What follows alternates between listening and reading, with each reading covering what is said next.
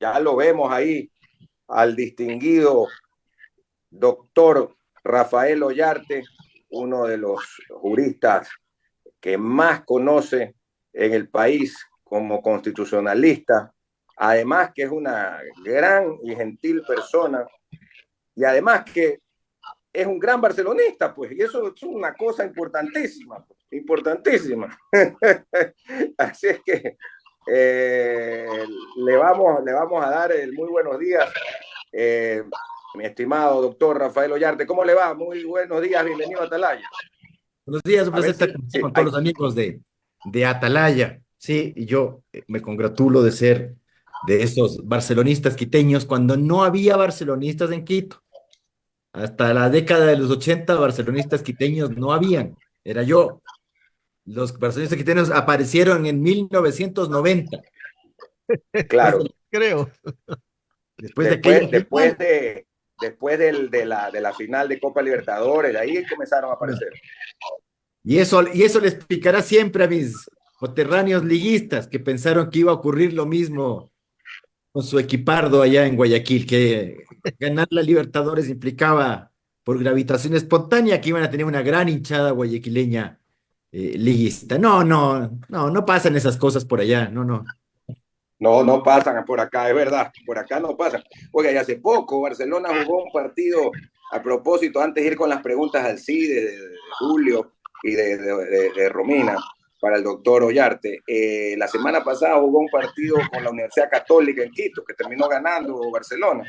Y cuando metió Barcelona, yo escuché la transmisión de Atalaya, el gol al final, qué manera de haber gritado la gente. Yo pensaba que era porque fue con penal y todo. Yo dije, ¿esto será que es en contra? No, y eran barcelonistas de Quito. Claro, no, no, en el estadio habían básicamente una clamorosa mayoría de barcelonistas. De hecho, la Católica, equipo al cual yo también tengo cariño porque esa fue mi alma mater, la antigua Universidad Católica. Eh, pero efectivamente a ver los partidos de la Católica, yo a veces voy, pues si hay 400 personas es demasiado, ¿no? 500 a lo sumo. Alguna vez en un partido de Copa Sudamericana se permitió el ingreso de los estudiantes gratuitamente con el carnet. Y se llenó en algo la tribuna con chicos de la universidad que fueron ahí a pasar. Era un partido contra el Independiente Medellín de Colombia. Y los paisas se pusieron en la preferencia, eran pocos, pero tenían muchas banderas, y al final ganó el Independiente Medellín y no volvieron más estos pelados de ahí a la... Ni gratis, ni gratis. Mire, Bueno, esa es la mire, desgracia de la Universidad Católica. claro, claro, es la poca hinchada, ¿no? Eso es Sí, porque además una gran verdad. la propia Universidad Católica, la Pontificia, no conecta al estudiantado con la universidad, a diferencia, por ejemplo, lo que hace la UNAM en México. Tú en México puedes ser, lo digo porque yo daba clase ahí hace 10 años, tú puedes ser hincha del América, del Cruz Azul, del que sea, del Pachuca, del que a ti se te dé la gana. Pero es muy mal visto dentro de la universidad que tú festejes una victoria de tu equipo contra los Pumas. Es decir, eso como, Ah, como qué que es una norma interesante. no escrita, ¿no? Es una norma no escrita. Y dentro de la universidad, que además la ciudad universitaria es enorme, encuentras tienda de los Pumas y no sé qué. De hecho, el Estadio Olímpico Universitario está dentro de los predios de la universidad. Entonces, es un equipo profesional y todo lo que usted quiera, pero está muy identificado con la UNAM. Eso no pasa, por ejemplo, con la Católica de Quito. Le digo, incluso la Liga de Quito tiene una mayor identificación con la Universidad Central. Hace Sí, los claro que partidos sí, en la pileta, la liga se identifica plenamente con la central. con la Y yo central. cuando daba clases en la antigua Universidad Católica, siempre les decía a los alumnos, porque eran muchos liguistas, les decía, bueno, pues entonces debería irse a la universidad enfrente, ¿no? Cruce a la central. Exactamente. Entonces, yo siempre tuve esto, pero de hecho acá, por ejemplo, en la oficina, mi colega Quintana es liguista, pero Eso le iba siempre, a todos decir los que ya le años. hemos dicho a él y él dice que es liguista, Sí, sí, el sí, pero doctor todos los Quintana. años, por ejemplo, compramos las camisetas de la Universidad Católica. Yo siempre me compro la primera equipación y la segunda, siempre. Y me Mire, la suelo poner por la universidad. Pero yo soy barcelonista naturalmente y festejo los triunfos de Barcelona. Antes de Pero no la, es socio para usted, doctor, ¿no? No es socio, ¿no? No, no me he hecho socio porque como que acá falta eso, ¿no? Hay una tienda de Barcelona en el Caracol, entretenida, pero no es la gran tienda. Había una, en tiempos antiguos, había una sede acá pequeña, cerca del Estadio Olímpico, en donde te promovían el hacerte socio y toda la cuestión. Incluso ahí hubo la cuestión de ser el socio adherente. ¿Ya? No el socio socio, sino el socio adherente. Porque claro, también uno dice, me hago socio, pero no puedo ir yo todos los fines de semana a Guayaquil. Estoy esperando que una hija mía decida irse a estudiar a Guayaquil para yo tener la excusa y tener algo por ahí, ¿no? Entonces, visitarla asiduamente, especialmente los domingos. Y si es algo en donde debería de trabajar la gente de Barcelona, de tener allá en Quito una oficina, tema de socios. Las 9:29. Vamos con las preguntas del licenciado Alcides Ezequiel Montilla para nuestro invitado en este momento, el conocido constitucionalista, doctor Rafael Ollarte. Doctor Ollarte, buenos días. Bueno, Después de sí, 4 meses lo estamos entrevistando. Fíjese que yo tengo el registro aquí de sus intervenciones. culpa Hablemos, suya porque todavía no me manda el bolón, ni me dice, venga, véngase acá, café, venga, pues bolón. venga acá y le Pero tenemos solo me lo bolones de dice. quiera. Cuando venga acá a Guayaquil, oiga, por internet no podemos hacerlo. Pero mire, doctor, esta ley que elevó el IVA del 12 al 15%.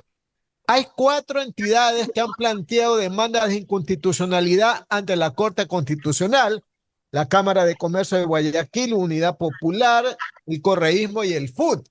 Pero lo extraño es que la Y la Cámara de banca. Comercio de Quito se ha salido del comité empresarial porque no está de acuerdo con la postura de la Cámara de Comercio de Guayaquil. Cosa extraña, pero bueno. ¿Qué opina usted, doctor? En lo de forma y de fondo, ¿es inconstitucional esta ley que aprobó la Asamblea, que es una ley orgánica para enfrentar el conflicto armado interno, la crisis social y económica? ¿Es inconstitucional o no, doctor? A mi juicio, sí, por lo siguiente. Primero, usted recuerda que en esa ley no solamente se aumentó el IVA del 12 al 15%, sino que se crearon dos tributos adicionales.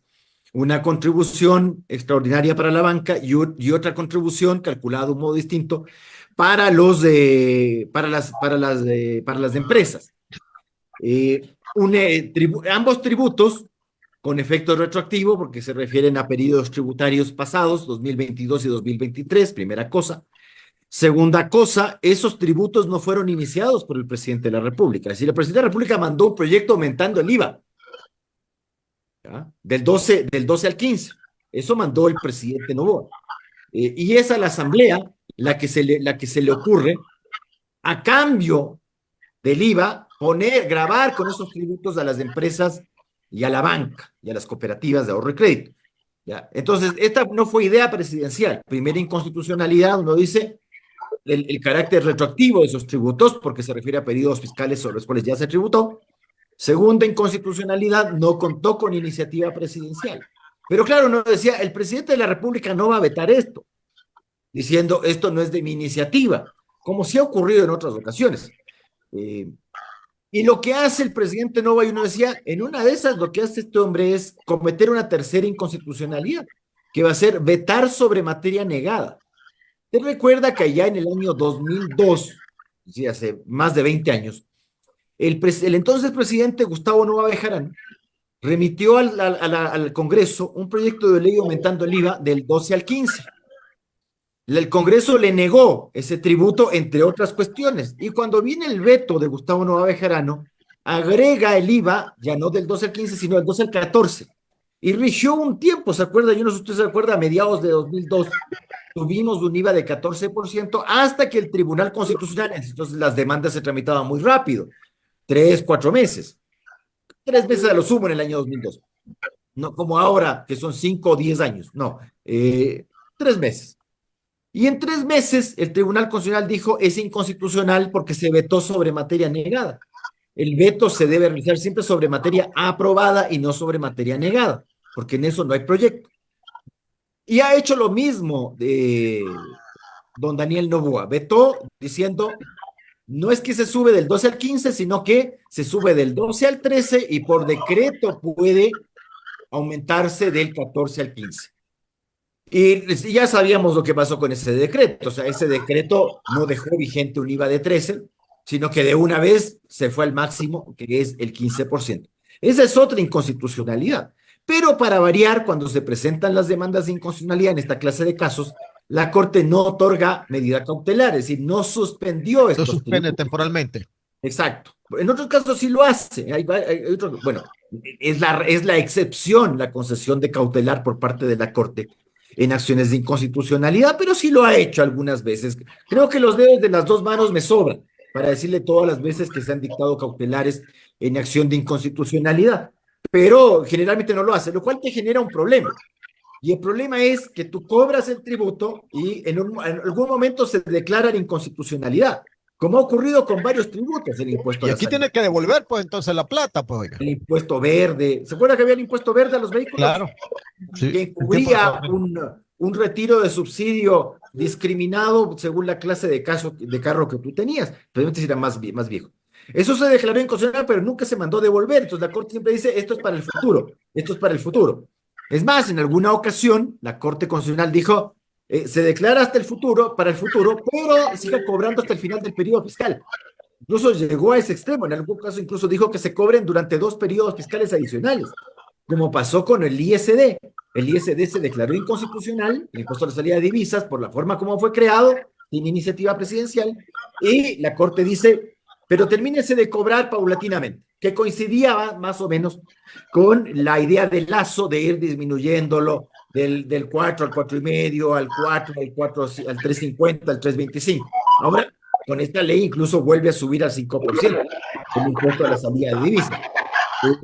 La Corte lo que sí ha hecho recientemente, básicamente a partir de este año, 2024, o fines de 2023, es en los tributos de carácter municipal o provincial que han sido creados irregularmente, en que ordena la devolución o en que permite expresamente que se inicien acciones por pago indebido, ¿ya? Pero respecto de un impuesto no lo ha hecho. Muchas veces en eso la Corte comienza con sus cositas, ¿no? A decirte, bueno, es que esto financia el presupuesto, demos de largas. Entonces, no sé si en este caso, ya vemos que no otorgó cautelar, y no sé si la Corte expedirá un fallo velozmente, ¿ya? Tal vez lo haga en el futuro y diga, bueno, le doy efecto diferido, etcétera, etcétera. Porque naturalmente, usted sabe que cuando se aumentan los ingresos, y en Ecuador, como nosotros no tenemos la cultura financiera, ni en lo personal, peor aún en lo nacional, lo más probable es que te digan, chuta, tú ya tienes tu presupuesto calculado con el 15%. ¿Ya? Y yo no sé si te sacarán este fallo, tal como hicieron en otros casos la Corte Constitucional, en que sacó los fallos de inconstitucionalidad de tributos 5, 6, 7, 10 o hasta 11 años después de presentada la demanda. No sé si irá por ese rumbo la Corte Constitucional. Otra cosa que le quiero preguntar, doctor, es este tema también polémico, porque a veces en el Ecuador todos hacemos polémicos cuando hay definiciones. El tema de la consulta popular, las 11 preguntas, 9 a favor y 2 que no, por el no. ¿Qué debe hacer la Asamblea? Básicamente, hacer lo que el pueblo dijo el 21 de abril o cambiarle una letrita, una palabrita, porque no completa la frase. Ya ocurrió antes, ¿no? ¿Qué va a pasar ahora, doctor? Distingamos la pregunta A, B, C, que eran de referendo, es decir, la pregunta de el apoyo complementario de Fuerzas Armadas, la pregunta B relativa a la extradición y la pregunta C relativa a jueces constitucionales. En eso la Asamblea no tiene nada que hacer, porque cuando se proclamen resultados, inmediatamente se reforma la Constitución y se reforma, en el caso de la pregunta B, la ley de extradición, y en el caso de la pregunta 6, la ley de garantías. Entonces, en eso nada que hacer. Porque yo ayer he escuchado, no sé si fue, no voy a decir Álvaro Román porque no sé si fue él, que alguien dijo que en el tema de jueces constitucionales se requería alguna reforma legal. Si la reforma legal está hecha en los anexos, y la reforma legal no solamente tú creas jueces constitucionales en el artículo 86 de la Constitución, sino que además modificas todas las normas relativas a jueces constitucionales en la ley de garantías. Es un anexo harto largo, es el más largo de los anexos. Entonces, en eso no hay nada que hacer. Eso, es decir, dicen que se publicaría hoy o mañana, no sé, mañana Ya tal están vez. los resultados. Sí, sí, pero se tiene que publicar en el registro oficial para que entren en vigencia. Ya, y de ahí, ¿cuántos días tiene de plazo la Asamblea para La aprobar todas Asamblea, las reformas? le insisto, la Asamblea respecto de las 3 primeras preguntas de referéndum no tiene nada que hacer, Ya. nada, porque la Constitución estará reformada al momento en que se publiquen los resultados y la ley de garantías y la ley de extradición también estarán reformadas el momento en que se publique esa proclamación de resultados con los textos. Las preguntas F, G, H, J, K eran las de plebiscito. Esas eran las preguntas que uno decía son preguntas inútiles. Norma legal. ¿Por qué? Porque ni siquiera eran de que la Asamblea tenía que aprobarte la ley, sino que el presidente tiene que enviar el proyecto. Entonces, lo primero que tiene que ocurrir con esas 6 preguntas plebiscitarias es que el presidente Noboa remita los correspondientes proyectos a la Asamblea Nacional. ¿En un plazo? De 60 días para aprobarlo. Sí, hay un plazo para aprobar. ¿Y Pero si la no lo Corte, aprueba en 60 días, doctor? ¿Qué pasa? ahí viene la cosa. La Corte dijo en su dictamen expresamente que en esos casos la Asamblea no está obligada a aprobar el proyecto que le envía el presidente Noboa e incluso los podría negar. ¿Por qué razón? Porque la Asamblea no está, la Asamblea tiene facultades para aprobar, modificar o negar los proyectos de ley. Por eso dijimos que eran preguntas inútiles, estas 6 preguntas plebiscitarias, porque primero dependen de un proyecto que uno no sabe cómo va a salir. Uno tiene que ver lo que va a mandar el presidente Noboa respecto de todas estas preguntas. Debo decirle que incluso la pregunta F relacionada con Fuerzas Armadas ya es una pregunta inútil. ¿Por qué? Porque cuando la Corte dictaminó el tema de los estados de excepción por guerra interna, dijo, es una facultad que no es cierto. La Constitución establecía como facultad ordinaria del presidente de la República el disponer de las Fuerzas Armadas, hasta la cuarta codificación del 97. Ya a partir de 1998, de la Constitución del 98, disponer de Fuerzas Armadas es solo en estado de excepción. Pero la Corte, para sacarse el tema de si esto era o no guerra interna, por el tema de la delincuencia, dijo, la guerra es un hecho, y yo no puedo pronunciarme. Y el tema de usar las Fuerzas Armadas es una facultad ordinaria. Así es que usted puede hacerlo cuando usted quiera.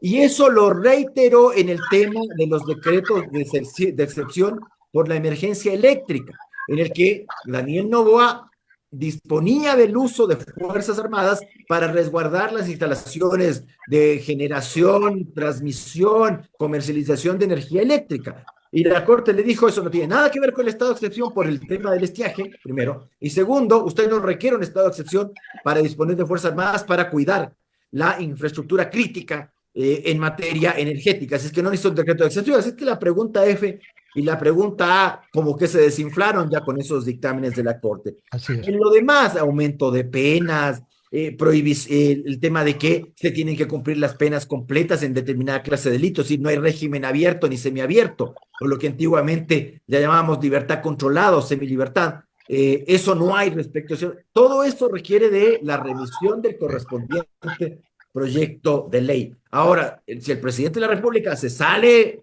del ámbito, la Asamblea Nacional le puede decir, vea, no bonito, esto no estaba dentro de las preguntas realizadas, e incluso puede realizar correcciones y hasta negar. Eso lo ha dicho expresamente la Corte Constitucional en su dictamen. Las 9 de la mañana, 42 minutos, Radio Atalaya y su programa de opinión política, Punto de Vista. Estamos dialogando con el constitucionalista, el doctor Rafael Ollarte. Más preguntas de mi compañero Julio Ayala. Adelante, Julio. Gracias. Doctor Rafael Ollarte, muy buenos días. Dígame una cosa, en estas preguntas que se plantearon en la consulta y que el presidente tiene que mandar los proyectos de ley al Congreso, ¿hay algún marco ya establecido? ¿Se lo estableció en los anexos? No. El presidente no tiene un marco, sino que él puede mandar como quiera y el Congreso le puede decir no. Y entonces, ¿en qué queda la voluntad popular? Por eso yo voté que no en esas 6 preguntas. No lo dije públicamente, pero yo voté que no en esas 6 preguntas, porque dije, esto es, primero, yo no sé lo que va a mandar. Por ejemplo, aquí me pregunta, ¿está usted de acuerdo con que el Estado proceda a ser titular propietario de los bienes de origen injustificado, simplificando? Sí, pero yo no sé qué es lo que usted va a terminar enviando, pues. Y la Asamblea no está obligada a aprobarle lo que usted envíe. Le puede modificar y hasta negar. Entonces, claro, para esto no requerías ninguna consulta popular. Si para mandar proyectos de ley, tú no requieres consultas populares. Así es que nunca me pareció inadecuado. De hecho, incluso en el dictamen de la Corte, respecto de estas 6 preguntas, recuerde que eran 10. Eliminó 4 diciendo no se pueden hacer esas preguntas porque no contienen una obligación inmediata, como señala el artículo 106 de la Constitución. Es decir, los resultados de la consulta popular son obligatorios. Y en este caso depende de proyectos de ley, de que se apruebe o no se apruebe. Pero curiosamente deja pasar estas 6. O sea, las 10 preguntas incurrían en el mismo error y la Corte descarta 4 y deja 6. Pero ahí viene, ¿y la voluntad popular, doctor, en qué queda? No, si yo no le discuto eso, don Julio. Pero si la pregunta está mal elaborada, tenía que haberse rechazado por parte de la Corte. Pero la Corte dejó pasar estas 6 preguntas. No sé por qué razón dejó pasar estas 6 preguntas con estos vicios. En el que, claro, la gente puede decir, pero si yo voté que sí en eso. Sí, pero también, ¿cuál será tu proyecto de ley? Y veamos qué dice la Asamblea. Y la Corte lo dice claramente. La Asamblea no está obligada a aprobar el proyecto enviado por el presidente Noboa. Doctor Ollarte, hay temas como, por ejemplo, el aumento de penas y que se cumplan las penas completas.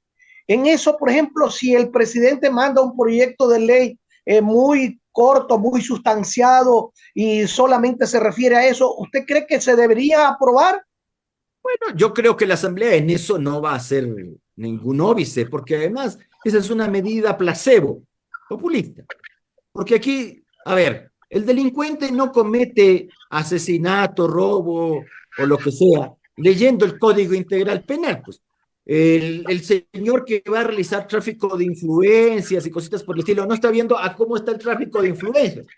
¿Ya? El que está diciendo, a ver, para que me apruebe mi proyecto inmobiliario, entonces, no está diciendo, no, pucha, ha sido de 37 años, no, mucho está.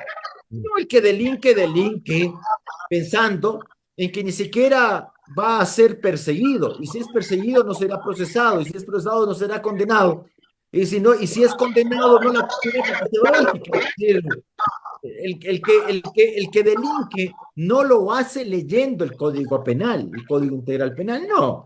Delinque porque cree que no va a ser descubierto. Pues para eso son. Un delincuente que dice, a ver, voy a robar porque el robo está ¿cómo es? De 8 a 13. No, pues no está pensando que le van a clavar 8 años ni 13.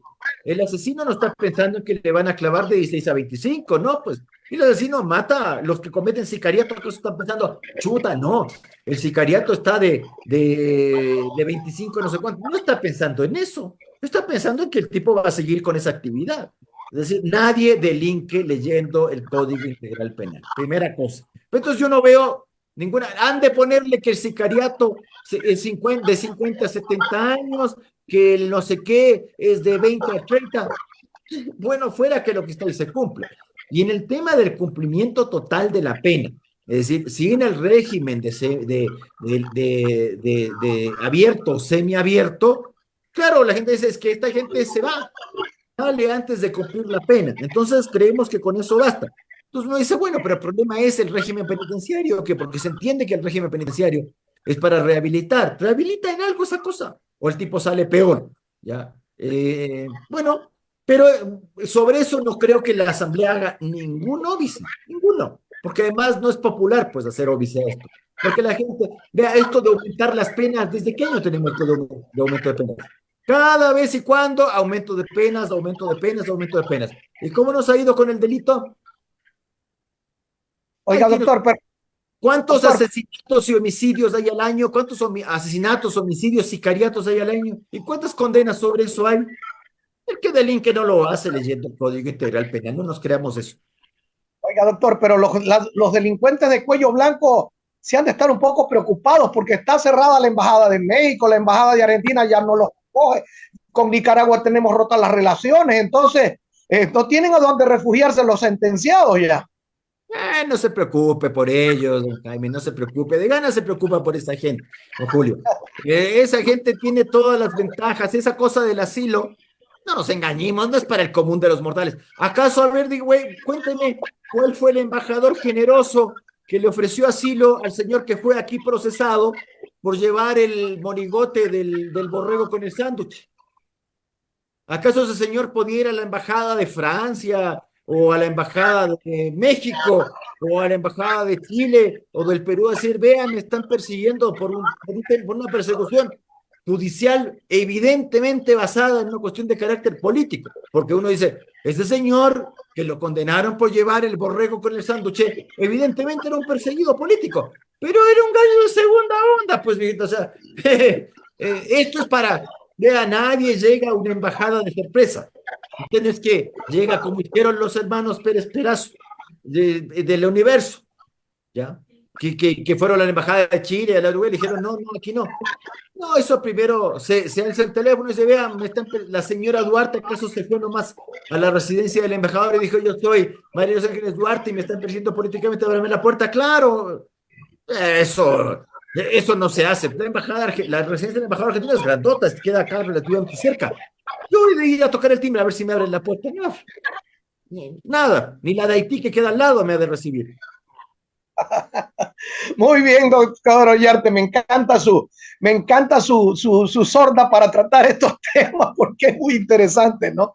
Vamos con nuestra compañera Romina Ceballos, por favor, continúe con el diálogo. Doctor, buenos días. Romina, ¿cómo le va? Volviendo un poco el tema a la demanda que se está dando justamente por los incrementos en los tributos, ¿usted cómo ve o cuál cree que va a ser el resultado, acordándonos un poco que la función judicial con la función ejecutiva no son tan separadas realmente? Es lo que hemos visto a lo largo de estos últimos años, ¿no? A ver, verá, la Corte Constitucional no pertenece a la función judicial, es un órgano separado, ¿no? No, en Ecuador, en otros países sí, por ejemplo en Colombia, en Bolivia, el Tribunal Constitucional Plurinacional y la Corte Constitucional Colombiana sí pertenecen a lo que ellos llaman rama judicial u órgano judicial, en cada caso. En el caso ecuatoriano, nosotros tradicionalmente, más o menos siguiendo el sistema más bien español o chileno, tenemos un tribunal o Corte Constitucional separado de la función judicial. Ahora, sí debo decirle algo. La Corte Constitucional ecuatoriana, por ejemplo, en los tiempos del presidente Lazo, era muy severa con Lazo. Yo no digo injusta, estoy diciendo severa, rigurosa, como se debe ser. Con Noboa ha sido bastante permisiva. Yo le puedo decir, por ejemplo, el tema de los decretos de excepción. Si Lazo hubiese dictado el decreto de excepción por guerra interna, le hubiesen declarado inconstitucional en 2 patadas, señor. Así nomás. Le hubiesen sacado la Convención de Ginebra del año 49, le hubiesen sacado la jurisprudencia de la Corte Internacional de Justicia sobre conflicto armado interno de los años 70, diciéndole, pero aquí tiene que usted que identificar los beligerantes, ¿ya? ¿Cuál es el fin político? ¿Cuáles son los objetivos? Aquí no hay. Le hubiesen sacado todo eso para decirle, vea, no hay. ¿Ya? Bueno, entonces en este caso, la Corte sí ha sido generosa con Daniel Noboa. Entonces, no es que sean cercanos, pero uno ve el gran error del señor Lazo fue dejar la cosa de la Corte ahí como que fuera cualquier onda, así, ahí te dejo botado esto. Y luego, naturalmente, como él manifestaba público, era un tipo que se le veía tan débil, o sea, porque al principio uno lo veía como contradictorio, indeciso, hasta pusilánime, pero reflejaba tal debilidad que la Corte se lo pasó por encima. Y uno de repente ve que el señor Daniel Noboa, que refleja algo muy distinto a debilidad, se le puede criticar muchas cosas, creo que esto no. La Corte es con guante blanco, ¿no? Incluso en los decretos estos de la emergencia eléctrica, con guante blanco. Vea, usted no me ha justificado esto, pero bueno, vamos a ser permisivos. Lo dice frontalmente. Yo quiero saber, y verá que yo a Lazo no le tenía ni le tengo ningún cariño, yo quiero saber cuándo a Lazo le dijeron algo así, incluso a Lenín Moreno. ¿Cuándo le dijeron, bueno, vamos a ser permisivos con usted? Le vamos a dejar pasar esto y esto otro. Entonces sí ha existido. Ahora, en el tema de demanda de inconstitucionalidad en materia de tributos, la Corte, en tributos nacionales, no en tributos de carácter local, en el caso de tributos, afortunadamente, en el caso de tributos de carácter local, está siendo más severa, desde hace un par de años, voy a decir, la actual Corte Constitucional, ¿ya? De lo blandengue que era pasó a ser severa. Pero en el caso de tributos nacionales, no. En el caso de tributos nacionales, la Corte suele decir como, bueno, batimos esto, dejemos, y bueno. Entonces, usted cree, usted que ha podido también ya leer la demanda, que va a salir Les favorable. pegué un ojo, les pegué. A ver, yo creo que son inconstitucionales, pero yo no le puedo asegurar que la Corte va a decir que son inconstitucionales. Yo no me atrevería a decir eso. Yo creo que son inconstitucionales, yo creo que hay caso, pero ya veremos qué hace la Corte, es decir, cuál es la actitud que toma la Corte. Tal vez una de las actitudes que puede tomar la Corte es el tradicional gavetazo, es decir, ahí quedó, ahí quedó. Yo le digo, hay acciones de inconstitucionalidad que se demoran 1 o 2 años. O sea, si te salen 1 año, haz fiesta. 2 años, haz fiesta. Generalmente se demora 4 o 5. Es una brutalidad ya 4 o 5 años. Pues yo le digo, hay otras, específicamente en temas de tributos nacionales, que se han resuelto 10 o 11 años después. O sea, ya 10 o 11 años después, cuando el tributo vale nada. Por ejemplo, estas contribuciones temporales que tiene que pagar la banca y que tiene que pagar las empresas son este año y el siguiente. Entonces, una declaración de constitucionalidad en el año 2026, ya te salvaste todo eso. Y en el tema del IVA ya veremos qué dice. En una de esas, en el tema del IVA dice, es inconstitucional, y ahí te deja el gran pero, y siga nomás. Las 9 de la mañana, 55 minutos. 9 de la mañana, 55 minutos. Radio Atalaya y su programa de opinión política, Punto de Vista. Seguimos dialogando con el doctor Rafael Ollarte. Doctor, ¿Qué va a hacer que me maten? Yo tengo una cita a las 10.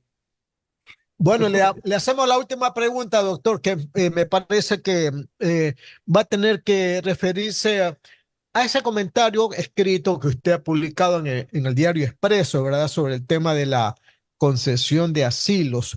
Usted ha pedido que en algún momento se tiene que poner fin a este tema de la concesión de asilos a propósito del conflicto político, jurídico, diplomático que tiene Ecuador con México. Pero doctor, más bien, después de saber las últimas secuencias de este conflicto, en donde México aparentemente daría la impresión de que cree que Glass es un perseguido político, y así lo han demostrado un grupo de intelectuales de izquierda que han publicado una misiva a nivel continental pidiendo que se libere o que se entregue a Glass a México para que se asile en alguna embajada. Dice que le ha pedido al gobierno del Ecuador que le entregue a Glass, como que si el gobierno del Ecuador fuera la justicia, ¿verdad? Entonces, un comentario sobre esto, doctor. A ver, la Corte Internacional de Justicia no juzga gobiernos, juzga estados, primera cosa. Entonces, no es el gobierno del Ecuador versus el gobierno de México. Es en un caso, en el de la violación de la inmunidad de la sede diplomática mexicana, es Ecuador, perdón, es México versus Ecuador, y en el caso del asilo es Ecuador versus México.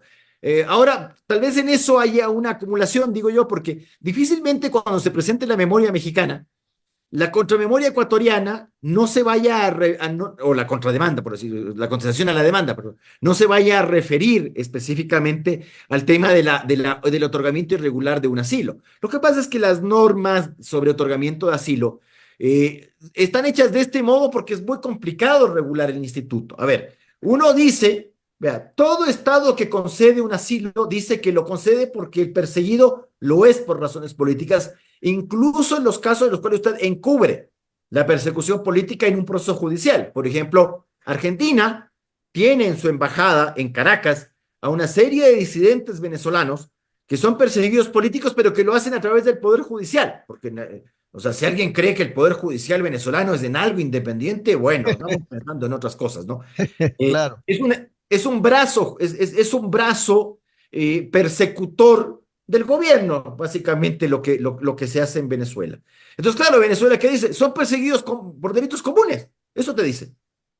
Y Argentina, ¿qué dice? Sí, pero lo que usted, por eso es que se dice que usted solo está prohibido conceder asilos por delitos comunes, salvo que, dice la misma convención, tanto la de Caracas como la de Montevideo, salvo que aparezca indudablemente que se trate de una persecución política, como ocurre en este caso que le comento de Venezuela.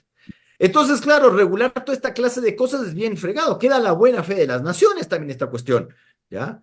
Ahora, que el Ecuador no sea condenado por violar la sede diplomática mexicana es bien jodido.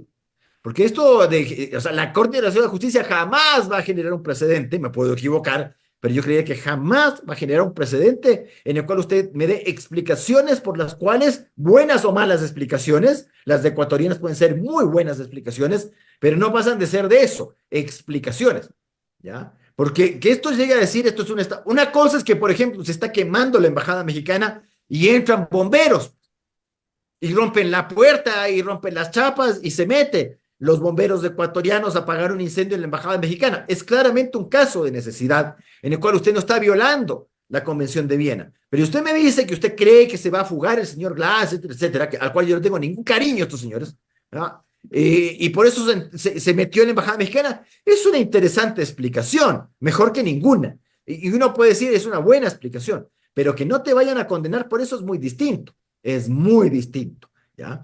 Luego, que México, también es altamente probable que México no le hagan nada por conceder asilos de esta manera.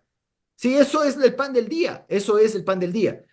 ¿Acaso la comunidad internacional, en todos los años en que han regido las convenciones de Caracas y de Montevideo, del año 1933 y de 1981, es decir, estamos hablando que la una tiene 90 años y la otra tiene más de 40, y resulta que no nos vamos a sentar jamás a volver a rehacer esos instrumentos interamericanos? No va a cambiar eso, doctor. Exacto, porque nadie quiere, porque yo el día de mañana también tengo mis intereses. A todos les conviene, doctor, a todos les conviene. Usted sabe, el asilo, yo le insisto, no es para el común de los mortales, es para esta gente, punto. ¿Ya? Ahora, el tema de los famosos huéspedes, sí es cierto que es una figura irregular, pero ¿en qué se basa? En que la sede es inviolable. Entonces, tú te metes a la sede como la señora Duarte, o como en un principio el señor Glass, y no estás asilado, no estás como huésped, ahí te tengo, ¿ya? Pero como nadie puede ingresar a la sede, entonces es un asilo irregular. No te he concedido el asilo, pero igual te doy protección. Y luego era el temor del gobierno ecuatoriano. Te pueden sacar. Claro, ya pasó con la señora Duarte, pues. Se la sacaron en un carro de la embajada argentina en los tiempos del impresentable señor Fernández. Ya, se fue nomás. Y nosotros, huichichío. Yo creo que es una explicación interesante que es Ecuador, que usted está integrando asuntos internos, que está protegiendo delincuentes. Pero yo veo difícil que la comunidad internacional se meta en esto. Ahora, yo creo que la cosa se solucionará antes por la vía de las conversaciones directas, porque la Corte Nacional de Justicia se demora, vea, no años, lustros, sino décadas completas en arreglar los temas. Creo que hay temas que son muy Doctor, sencillos. pero diálogo no va a haber ahorita, doctor. No, por supuesto que no, la contramemoria. Nos van a decir que presentemos. Todos los días habla una y otra cosa y mete más leña al fuego. Pero a ver, en el tema de la Corte Internacional de Justicia, pasarán 7 meses para que presentemos la contramemoria recién. Vea usted que en esa Corte Internacional hay temas que son mucho más sensibles. Para nosotros puede ser sensible esto, pero creo que el tema de Guyana con Venezuela por el Esequibo es una cuestión de casus belli. El tema de Ucrania con Rusia es una cuestión que se está produciendo hoy día con cientos de miles de muertos, y resulta que ahí está en la Corte Internacional de Justicia. ¿Qué creemos? ¿Que nos van a resolver esto pasado mañana? Esto primero se arreglará por la vía diplomática, porque a nadie le conviene dejar esta cosa ahí. Muchísimas gracias, no le quitamos más tiempo. Sé que a las 10 tiene compromisos que cumplir. Ya son las 10:02, mi estimado doctor Rafael Ollarte. Esta y tarde, que hoy día gane Barcelona, porque si no... 5 de la tarde. Eso, 5 de la tarde. ¿Con quién juega Emelec? No, ni a la no, suda. Perdón. Doctor. Problemas de memoria. ¿Qué, no? No estaba acordándome que quién juega hoy día. Usted es bien barcelonista, doctora. Bien barcelonista ha sido. Ya lo probé ahorita con eso que dice. ¿A qué hora juega Emelec, no? ¿No? Sí. Un abrazo enorme. Que tenga un abrazo grande. Nos vamos a la pausa comercial y regresamos inmediatamente.